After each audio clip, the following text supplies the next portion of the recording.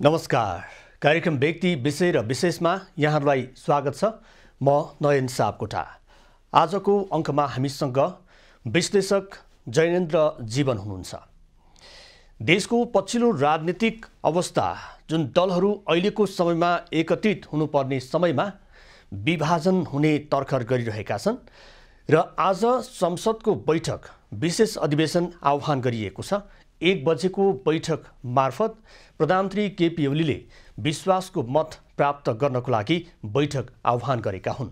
यो बैठकमा प्रमुख राजनीतिक दलहरू नेकपा माओवादी केन्द्र, नेकपा एमाले, जनता समाजवादी पार्टी नेपाल र त्यसैगरी अहिले प्रमुख केन्द्रमा रहेको नेकपा ओली समूहको जुन एमालेको समूह रहेको छ उसको मत कसरी आउन सक्छ भन्ने केन्द्रबिन्दुमा रहेर आजको बैठकले छिनोफानो गर्दैछ।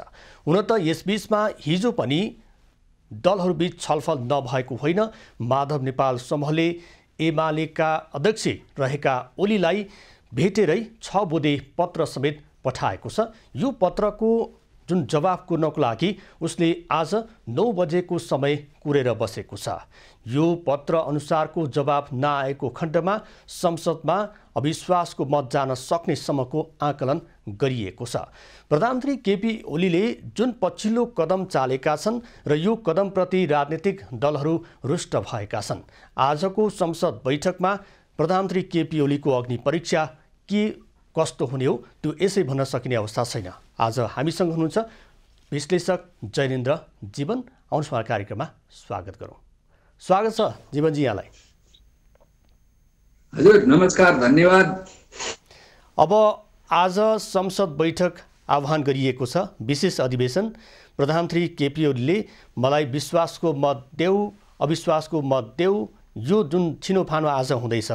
योभन्दा अगाडि यहाँले अहिले पछिल्लो राजनीतिक अवस्थामा जुन देश अगाडि बढिरहेको छ आजको दिनसम्म आइपुग्दाखेरि यसको पछाडिका कारणहरू यहाँले के देख्नु भएको छ? अब यसको पछाडिका कारण त मूलत जुन सत्तारूढ पार्टी पहिले नेकपा थियो त्यो अब फुटेर अदालतको आदेश दुईटा भयो। पूर्व दुईटा पार्टीहरू साबिकै आफ्नो अवस्थामा फर्किए र त्यसभित्र पनि एमाले भित्रको झगडा र त्यसपछि चाहिँ के अब सरकारको काम कारबाही प्रति धेरै ठुलो समूह, धेरै ठुलो जनसमुदायको चित्त बुझेको छैन।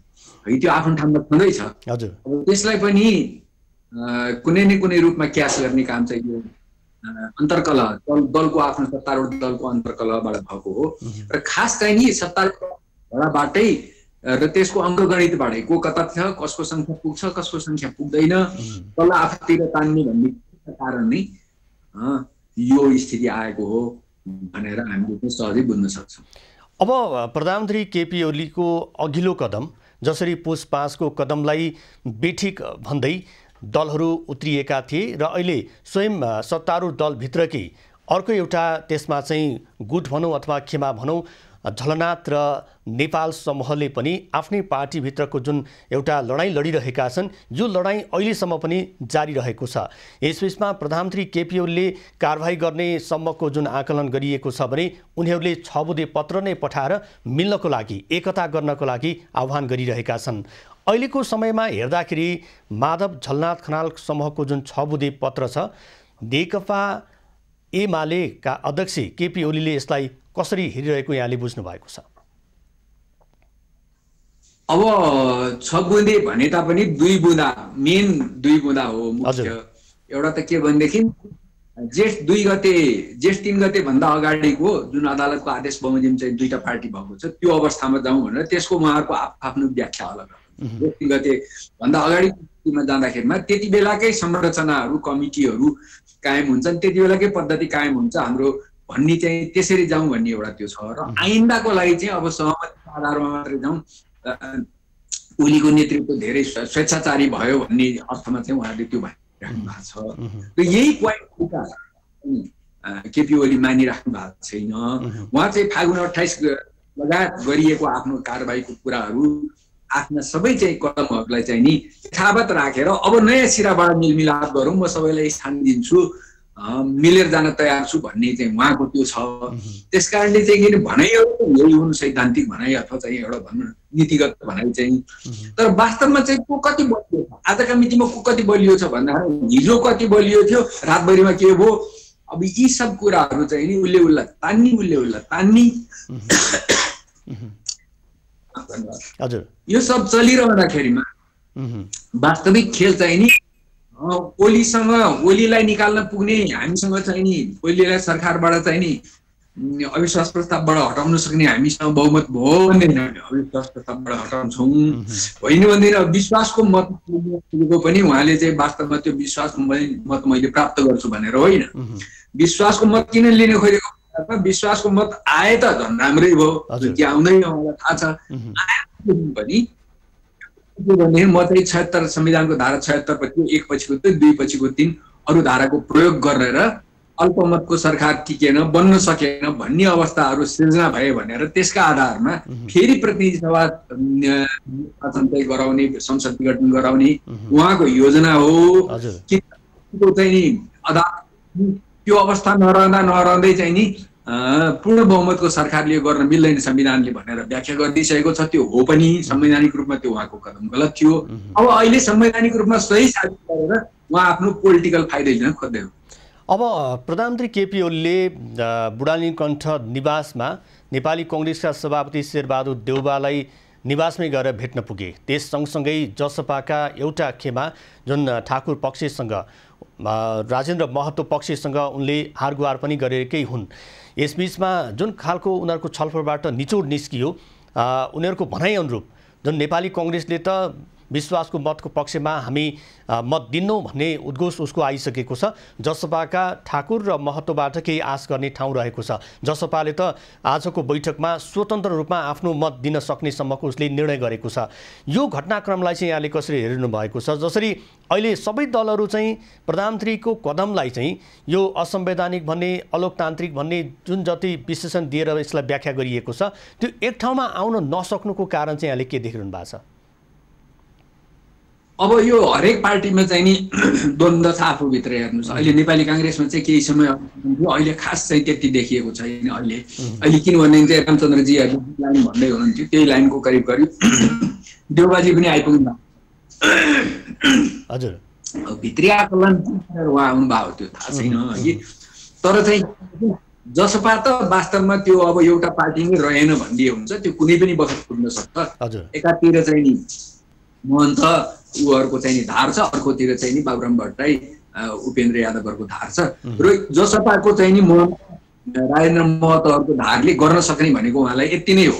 हामीले आफ्नो संसदलाई तपाईको पक्षमा जान स्वतन्त्र छोडिदिएका छौँ, जान्छन् कि जाँदैनन् अब त्यो पार्टीभित्र हामीले सकेनौँ, हामीले सबै एक ढिक्का भएर ल्याउनु सकेनौँ। अर्को खेमाको प्रेसर हामीलाई त्यस्तो पर्यो अथवा हाम्रो कन्स्टिट्युएन्सी हाम्रो निर्वाचन क्षेत्रको प्रेसर त्यस्तो पर्यो, किनभने चाहिँ एउटा ओलीलाई चाहिँ अलिकति डिमोनाइज गर्ने, अलिकति चाहिँ के भन्ने चाहिँ त्यो मधेसी हो भन्ने चाहिँ भावना चाहिँ नि जसपाले मात्र होइन विभिन्न अरू समूहले पनि गरिराखेको, अब त्यो कति सत्य हो कति सत्य हो आफ्नो ठाउँमा त्यो गरिराखेको हुँदाखेरिमा अबभन्दा बढ्ता हामीले तपाईँलाई समर्थन गर्न सकेनौँ भनेको हो त्यो, र त्यति समर्थनले ओली समर्थन गर्नु हुने स्थिति छैन।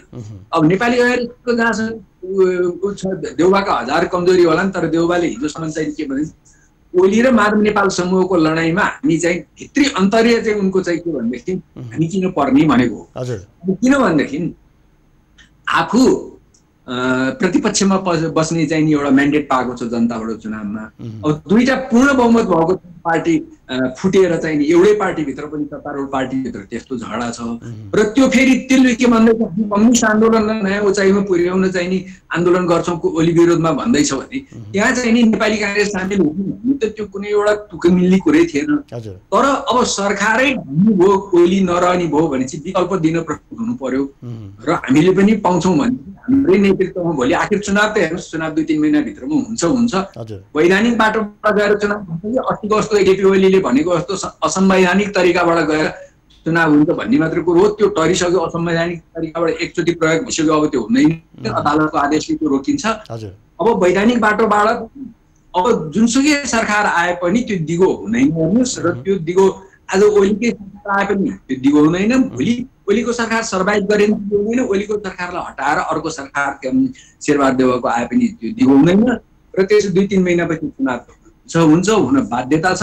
अब चुनाव कहिले गराउने भन्ने मात्र कुरो हो, यो सबैले बुझाएको छन्। भनेको अहिलेको लडाइँ भने जयनेन्द्र सर, अहिले चाहिँ जसरी अहिलेको अवस्थामा जुन देशमा महामारीको अवस्था सिर्जना छ, देशमा जसरी नागरिकहरू यो प्रताडित हुनु परिरहेको छ, कोरोना महामारीले गर्दाखेरि उनीहरूको दैनिकी जीवनमा चाहिँ प्रभाव परिरहेको छ भने यता केन्द्रदेखि प्रदेशसम्ममा राजनीतिक हानाथाप जारी भइरहँदाखेरि अहिलेको समयमा प्रधानमन्त्री फेर्ने मात्रै कुरा हो कि यो अरू पनि कुरा भइरहेको हो? तपाईँले के देखिरहनु भएको छ? अब यो मूलतः चाहिँ नि मैले अघि नै सुरुमा तपाईँको प्रश्नको जवाफमा भने रुलिङ पार्टीको नेकपा एमाले भित्रको झगडाको दुष्परिणाम हो आजको स्थिति। त्यसमा अब अरू सबैले त्यसबाट अलिकति फाइदा किन हान्ने नगर्ने भनेर जसपाले पनि आफ्ना राजनैतिक मागहरू यति बन्दी छोडिदियो, यसो गरिदियो उसो गरिदियो भने कतिपय काम आधा त गराइसकेको छ। नेपाली काङ्ग्रेसले आफ्नै नेतृत्व चुनाव हुन पाउँछ भने प्रतिपक्षमा बसेर बस्नुभन्दा सत्तामा बसेर चुनाव लड्नु फाइदा पैसाको सबै मुलुकको हामी बुझेकै छौँ भन्दाखेरिमा अब यो सबै के भने भोलि इतिहासको कठघरामा चाहिँ सबैले खास गरी एमाले नेकपाले र त्यसपछि जसपा लगायत काङ्ग्रेस सबैले इतिहासको कठघरामा उभिनै पर्छ। यो देशमा महामारी फैलिएको बखत चाहिँ नि यो राजनीति पनि मिलेर अहिले चाहिँ नि देशमा एउटा चाहिँ स्वास्थ्य सङ्कट काल लगाएर एक ढिक्का भएर सरकारले आफ्नो र अर्को नभनी नितान्त यो रोग नियन्त्रणमा र अरू राम्रो काम गर्नेमा जानुपर्ने र चुनाव यथा समयमा हुनुपर्ने, आफ्ना मतभेदलाई पन्थार गर्नुपर्नेमा अहिलेको ओली सरकार र उसको विरोध गर्ने दलहरूको चाहिँ हेर्नुहोस् त अहिले 1 वर्षदेखि खालि सत्ताकै घटना छ। यो त इतिहासको कठघरामा उहाँहरूको कालो अक्षरले लेखिन्छ। अब अहिलेको समयमा प्रधानमन्त्री केपी ओलीले जसरी अन्य राजनीतिक दल स्वयं आफ्नै पार्टीका नेताहरूबाट पनि सन्तुष्ट हुन नसकिरहेको यो अवस्थामा आजको दिनमा चाहिँ उहाँले संसदमा चाहिँ विशेष अधिवेशन डाकेर विश्वासको मत डाक्नुको पछाडि चाहिँ के कारण चाहिँ देख्नुहुन्छ? उहाँ अब यसै सिद्धियो उसै सिद्धियो भनेर यो यसरी संसदको विशेष अधिवेशनबाट आफ्नो छिनोफानो होस् भन्ने उहाँले चाहनु भएको हो कि यसको पछाडि अरू केही कारण यहाँले देख्नु भएको छ? अब त्यही हो, उहाँले चाहिँ नि पूर्ण बहुमतको अवस्थाको प्रधानमन्त्रीले संसद विघटन गर्न नपाउने मेन भित्र बुझ्नुपर्ने कुरा हामीले भनेको हुनाले हाम्रो संविधानमा नि अब त्यो फ्ल हो कि अब त्यो पहिलेको अनुभव हेरेर हामीले त्यस्तो गरेर संविधान बनायौँ। अहिले त्यही नै संविधानको धारा चाहिँ हामीलाई घाँडो भइराखेको छ। अब यस्तो चाहिँ नि उसमा नि छैन हेर्नुहोस्। अघि मैले भने नि जुनसुकै सरकार आए पनि ओली सर्भाइभ गरे नि भोलि अर्को वैकल्पिक सरकार आए पनि यो 2-3 महिनाभन्दा बढ्ता टिक्ने चाहिँ होइन, जाने चुनावमै हो। उहाँले के गर्नु, अब भोलि मै नै सरकारमा बसेर चुनाव गराउँछु तर त्यसको लागि अल्पमतको सरकार अर्कोमा झरे, पूर्ण बहुमतको सरकारबाट अल्पमतको सरकारमा झर्नु पर्यो झने, अब अर्को विकल्प गर्नको लागि खेल हो यो सब।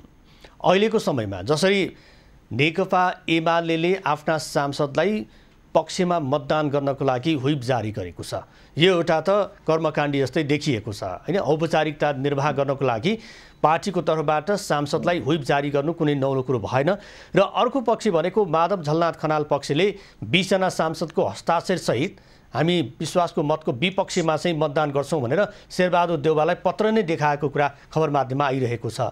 यस्तो अवस्थामा आफ्नै पार्टीप्रति चाहिँ अविश्वास राख्ने यस्तो नै हुन सक्छ अहिलेको समयमा। अब यो त उहाँहरूको झगडा कुन सीमासम्म जान्छ भन्ने छँदै छैन। उहाँहरूको चाहिँ नि के भनेको यो कम्युनिस्टहरू भनेको अलिकति असहिष्णु जात नै हो।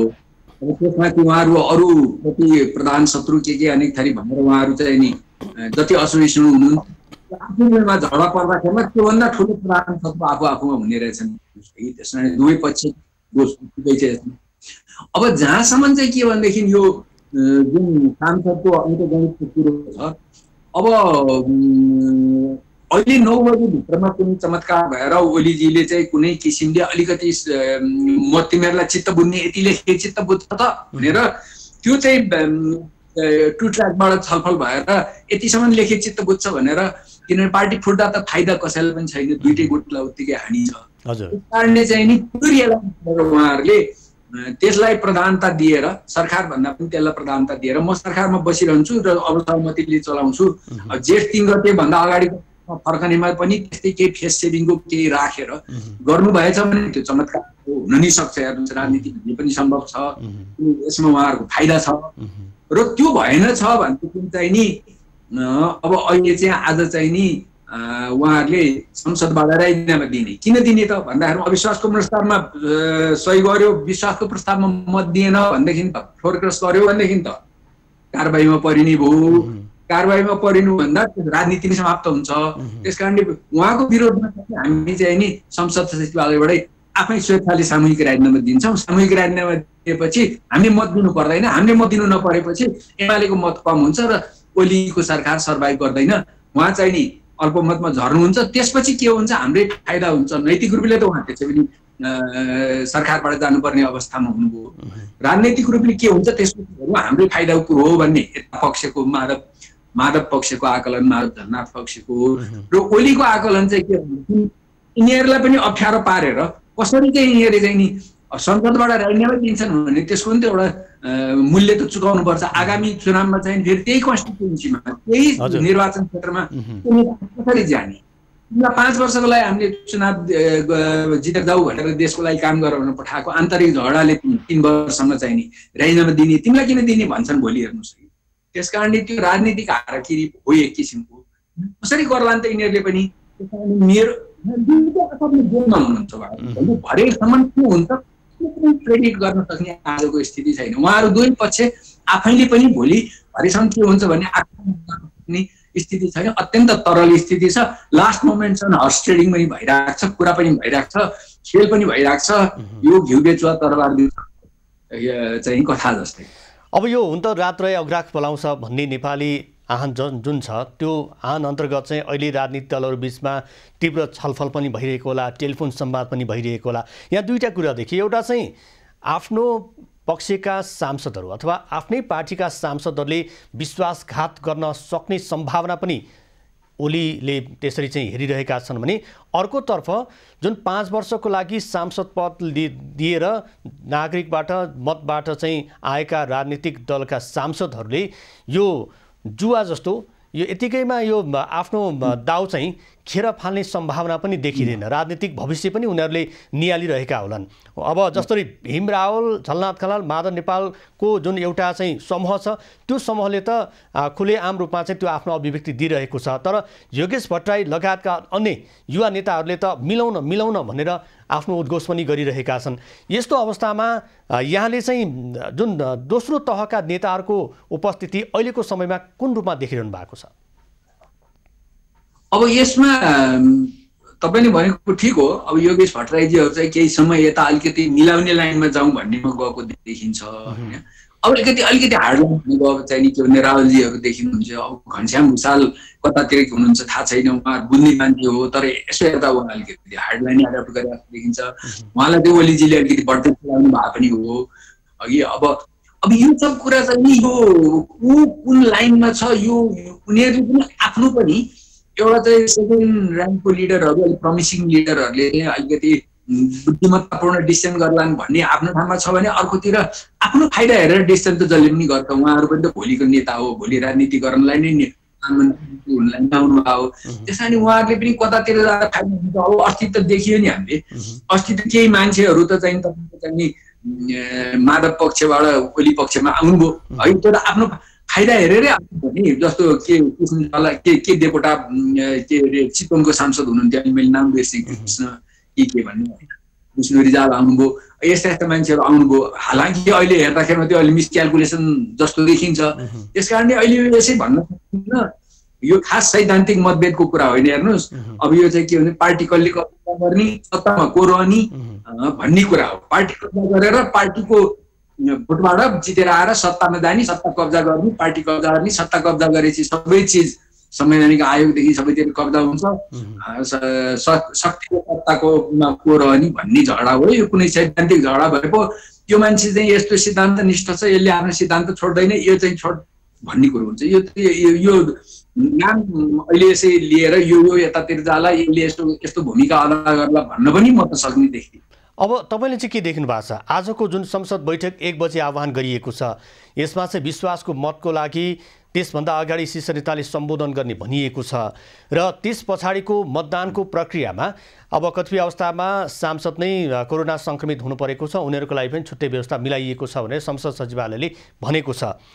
तपाईँले चाहिँ के देखिरहनु भएको छ? साँच्चीकै माधव झलनाथ खनाल पक्षले प्रधानमन्त्री केपी ओलीको विपक्षमा मतदान गरे भने अबको राजनीति चाहिँ झन् सङ्दिँदै जान्छ कि यसले चाहिँ झन् अप्ठ्यारो पर्न सक्ने सम्भावना देखिरहनु भएको छ यहाँले? उहाँहरूको झगडा चाहिँ नि आगामी दिनमा यो छिटो मिल्ने झगडा होइन। किनभनेदेखि अहिले यस्तो तिक्तता भयो भनेर मात्र होइन, राजनीतिमा तिक्तता बिर्सेर भोलि एकता आजभन्दा बढ्ता तिक्तता प्रचण्ड र ओलीको थियो, तर उहाँहरू दुइटै अध्यक्षहरूको एकल निर्णयबाट पार्टी एक भयो भन्नुभयो, दङ्ग पर्नुभयो, मुड्की उजाएर राष्ट्रिय सभागृहमा चाहिँ नि विजयी मुद्रामा फोटोसोटो खिच्नुभयो, सरी गर्नु, आज यो स्थिति छ। त्यस कारणले त्यो चाहिँ तर उहाँहरूको चाहिँ के भनेदेखि अब नेतृत्वमा को पुग्ने, पार्टी नेतृत्वमा को पुग्ने, प्रधानमन्त्री को हुने, यो एकजनाको मात्र कुरा होइन, उसको आफ्नो एउटा गुट बनिसकेको छ। ओलीको त सबभन्दा ठुलो गुट हुँदै हो। ओलीसँग असन्तुष्ट भएका मान्छेहरू गएर नेपाल गुटमा गएका छन्, नेपालको गुट बनेको छ। पार्टीभित्र अर्को सानो गुट चलाउनु पनि हुन् पहिले। अब अहिले उनको त्यति बलियो त्यति देखिँदैन। अब यो गुट संस्कृति त हुन्छ, किनभने नेतृत्वको आफ्नो व्यक्तित्व हुन्छ, आफ्नो महत्वाकांक्षा हुन्छ, आफ्नो स्टाइल हुन्छ, अर्को मान्छेलाई मन पर्दैन, त्यो मिलेर बस्न सक्ने उहाँहरूको अवस्था देखिँदैन। उहाँहरूको कुनै सैद्धान्तिक झगडा हुने हेर्नुहोस्। तर अब चाहिँ जुन नेतृत्वमा गएर उहाँहरूको बिचमा चाहिँ अब पहिलेको जस्तो हार्दिक सम्बन्ध हुने, पार्टी एक ढिक्का हुने, नेकपा एमाले भनेको त एकदम चुस्त पार्टी रे एक ढिक्कारे कमिटी पद्धतिबाट काम गर्ने भन्ने अब ती दिन पुराना गए, इतिहासमा गए। खुल्ला लोकतन्त्रमा आएपछि अलिकति त चाहिँ हेर्नुहोस्, अब पहिलेको क्याडर बेस पार्टी हो, अलिकति उहाँहरूको फरक भए तापनि अब त्यो चल्दैन हेर्नुहोस्। त्यस कारणले चाहिँ के भने त्यो प्रकृतिले गर्दाखेरिमा अर्को चाहिँ उहाँहरूको महत्त्वाकांक्षा गएर देश विकासको लागि राम्रो काम गर्नु, राष्ट्र निर्माणमा जानु भन्यो भने त एउटाले अर्कोलाई नेता मानेर गएर काम गर्न नि सकिन्छ नि। उहाँहरूले नै उदाहरण दिने तपाईँको चाहिँ नि कुरा हेर्नुहोस्, माओ र चौहानलाई त जिन्दगीभर कमरेडी नाम लगाएर काम गरे कि होइन, तर उहाँहरू त कस्तो हुनु भनेदेखि माओ र लिउ साउची जस्तो हुनुभयो हेर्नुहोस् है। त्यस कारणले चाहिँ नि उहाँहरू को सत्तामा जाने, को सत्तामा बस्ने, त्यसको फाइदा लिने, आफ्नो राजनीति थपार्ने भन्ने हुनाले अब यो कहिले पनि यो एक भएर पहिले जस्तो हुने अवस्था चाहिँ हुँदैन। र यसपालिको चाहिँ नि जुन अनुभव हेर्दाखेरिमा अब जनताले पनि पत्याउन छाड्छन्, कार्यकर्तामा अलिकति निराशा हुन्छ र एमाले कमजोर नै हुँदै जान्छ यसपालिको। भनेको अहिले जसरी नेकपा 2074 साल पछाडिको चुनाव मार्फत चाहिँ नेकपा एउटा चाहिँ ठुलो पार्टीको रूपमा दरिएको थियो, 2/3 सरकार पनि टुक्रिएर अहिले त अल्पमतकै सरकार जस्तो पनि देखिएको छ। एकातर्फ हेर्ने भने नेपालमा कम्युनिस्ट पार्टीलाई विभाजन गर्नको लागि अब भन्नेले त विदेशी चलखेल भन्छन्, अहिले सत्तारूढ पार्टी भित्रै पनि विभाजनको यो प्रक्रिया देखा परिसकेको छ। ढिलो चाँडो नेकपा एमाले टुक्रिने सम्भावना त प्रबल देखिएकै छ। यहाँले चाहिँ के नेपालमा कम्युनिस्ट पार्टीलाई एउटा सिङ्गो पार्टीको रूपमा रहन नदिनको लागि साँच्चीकै चलखेल भइरहेकै हो? उसो भए यो वायत कुरा हो, यो आफ्नो कमजोरी लुकाउनलाई चाहिँ नि अर्कालाई भन्ने हो। कम्युनिस्ट पार्टी पहिले पनि 40-42 वटा थिए, सानो दोकान थापेर बसेका, कम्युनिस्टमा ती विभाजन कहिले थिएन।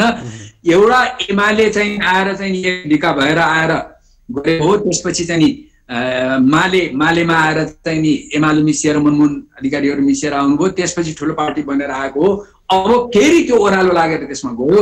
विभिन्न कारण छन्, राजनैतिक लगायत व्यक्तित्वको नेतृत्वको टकराव, विभिन्न कारण छन्। त्यो बाहिर अरूलाई दोष दिने, देशी विदेशी प्रतिक्रियावाद, साम्राज्यवाद, के यस्तोले चाहिँ हाम्रो पार्टी फुटाउन कोसिस गर्यो। हाम्रो महान पार्टी एक हुन्छ भन्ने यी सब जार्गन हुन्, यी सब भाषण हुन्। उहाँहरूलाई लाज छैन, जे पाए बोल्नुहुन्छ, जेमा विदेशी हात देख्नुहुन्छ। कसलाई मतलब छ नेपालमा एमालेलाई फुटाउन आउनलाई चाहिँ कि अमेरिका भारतलाई चाहिँ अरू के काम छैन, आफ्नो समस्याबाट उनीहरू ग्रस्त छन्। त्यस कारणले चाहिँ आफू एक भए हिजो एक हुँदा चाहिँ किन फुटाउन आएन, हिजो एक हुँदा किन आउन दिए त? यो चाहिँ आफ्नो कमजोरी लुकाएर अर्कालाई दोष दिने उहाँहरूको, खास गरी कम्युनिस्टहरूको यस्तो चाहिँ पहिलेदेखि नै राजनीति हो। अब आफू मिल्यो भने महान ऊ गरेर आफूले आफैलाई प्रशंसा गर्ने, आफू मिलेन झगडा भनेदेखि साम्राज्यवाद देशी विदेशी प्रतिक्रियावाद भनेर भनिदिने यो कसैले पत्याउनेवाला छैन।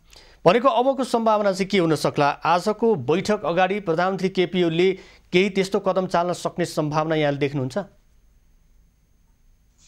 अब त्यही हो, केपी ओलीले के, अब केपी ओलीको माइन्डै रिड गर्नु त अब गाह्रो छ है। अहिले केपी ओलीको स्थानमा म भए पनि म भए पनि अहिले अलिकति चाहिँ अब के गर्ने म आफै अलमलमा हुन्थेँ होला।